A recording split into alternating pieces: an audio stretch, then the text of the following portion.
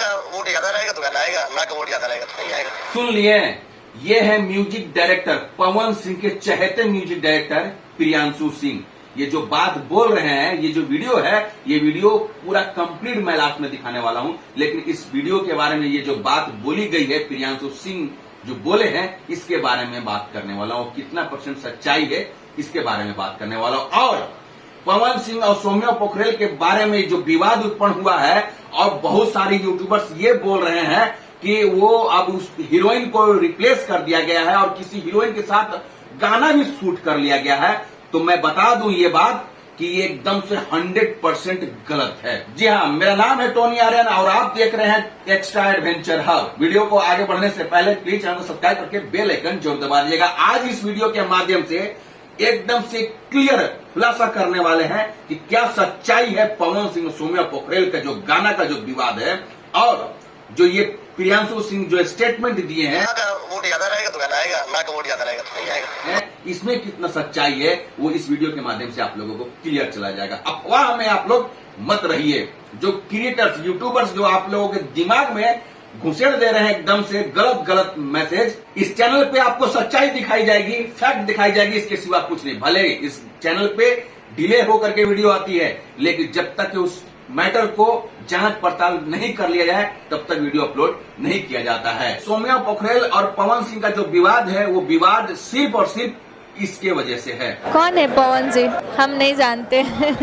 सुन लिए, ये बहुत पुराना क्लिप है और ये बोलते हैं कि हम पवन सिंह को नहीं जानते। एक्चुअली वो नेपाल की लड़की थी, नए नए उभरती हुई कलाकार थी। ओरिजिनल में देखा जाए तो सिर्फ और सिर्फ टिकटॉकर थी और स्टेज पे प्रोग्राम करती थी नेपाल में, इसके सिवा और कुछ भी नहीं जानती थी। ये खेसारी लाल की जबरा फैन थी। वो अपने हाथों में टैटू लगवा करके वो दौड़ती थी। इत्तेफाक से नेपाल में खेसारी लाल यादव का स्टेज शो होता है और वहां पे ये सौम्या पोखरेल पहुंच जाती है और बोलती है कि मैं बहुत बड़ी फैन हूं आपकी और मैं आपकी जो फोटो है मैं अपने हाथों में चिपका के रखी हूं। जैसे ही वो देखते हैं खेसारी लाल यादव, पूछते हैं ऑडियंस से कि गाना करूं या फिर फिल्म करूं, तो तुरंत से बोलते हैं कि चलिए ठीक है, 5 महीने के अंदर अंदर मैं करूंगा। वो ये नहीं बताते हैं कि गाना करूंगा या फिर एल्बम करूंगा। 5 महीने के अंदर अंदर एक गाना, एक एल्बम आता है उनके साथ और अपनी जो कमिटमेंट है वो पूरा कर देते हैं। खेसारी लाल की वो फैन हो जाती हैं और कंटिन्यू उनके साथ गाना भी आने लगता है और उन्हीं के साथ रील्स बनता है।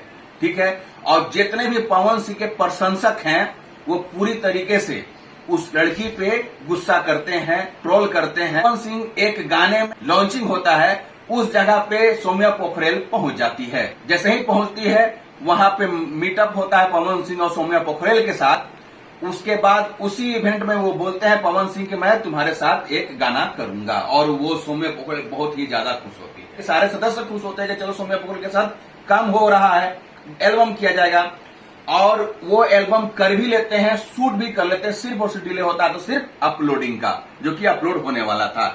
लेकिन ये कहां मालूम था कि भाई पवन सिंह के जबरा फैन तो बिहार में पड़े हैं। जितने भी पवन सिंह के फैंस हैं वो ट्रोल करना स्टार्ट कर देते हैं सोशल मीडिया पे, यूट्यूब पे, फेसबुक पे, इंस्टा पे, एकदम से ट्रोल करने लगते हैं कि आप कैसे, आपके जो विरोधी है, आपके को जो गाली देती है वो लड़की को आप कैसे चांस दे दिए, कैसे आप बिना पूछे आप कैसे इस तरीके का जजमेंट आप ले लिए।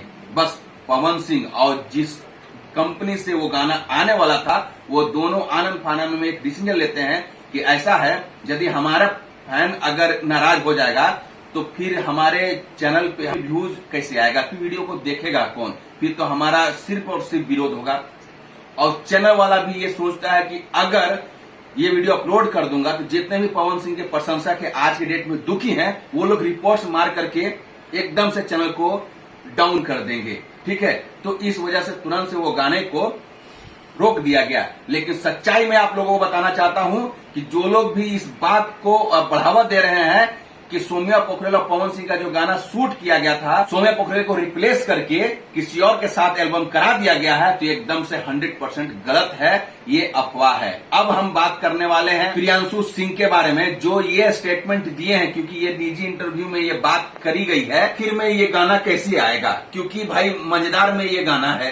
ठीक है, तो वहां पे प्रियांशु सिंह ये बोलते हैं कि देखिए भाई, हम लोगों के हाथ में कुछ नहीं है। मैं एक म्यूजिक डायरेक्टर हूँ, पवन सिंह सिंगर है, सौम्या पोखरेल एक एक्ट्रेस है, इसके सिवा कुछ नहीं। ये सब लोग जो बने हैं वो सिर्फ और सिर्फ ऑडियंस की वजह से बने हैं। ऑडियंस ही नाराज हो जाएगी तो फिर हम लोगों का क्या काम। तब जाकर के एक डिसीजन लिया गया, मीटिंग बैठी थी इन लोगों का, उसके बाद एक डिसीजन लिया गया और तब जाकर के ये स्टेटमेंट दिया गया प्रियांशु सिंह से कि वो कह रहे हैं कि यूट्यूब पे या फिर और भी बहुत सारे सोशल मीडिया पे एक वोटिंग का प्रक्रिया चलाई जाएगी और उस दरमियान लिखा जाएगा, क्वेश्चन होगा कि क्या पवन सिंह और सौम्या पोखरेल का जो गाना शूट की गई थी वो गाना क्या यूट्यूब पे अपलोड करना चाहिए या नहीं। जितना परसेंटेज जिस चीज का ज्यादा, यदि हाँ का ज्यादा रहेगा परसेंटेज तो वीडियो अपलोड करी जाएगी, यदि ना का परसेंटेज ज्यादा रहेगा तो वीडियो अपलोड नहीं करी जाएगी और वो परमानेंट डिलीट कर दी जाएगी। उसके बाद एक और पोल लगाया जाएगा सोशल मीडिया पे कि उसमें यह बोला जाएगा क्या पवन सिंह को सौम्या पोखरेल के साथ भविष्य में एल्बम या फिल्म करना चाहिए या नहीं करना चाहिए। यदि हाँ का परसेंटेज ज्यादा होगा तो आनंद फानंद में तुरंत से किया जाएगा और ये स्क्रीनशॉट चिपका दिया जाएगा जो लोग ट्रोल कर रहे हैं आज की डेट में।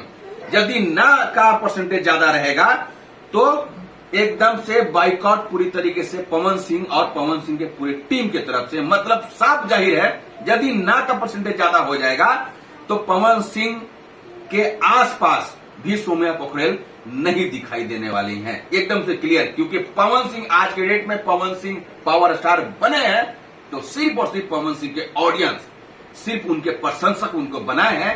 अगर वो नाराज हो जाएंगे तो पवन सिंह अर्श से फर्श पर फिर से चले आएंगे।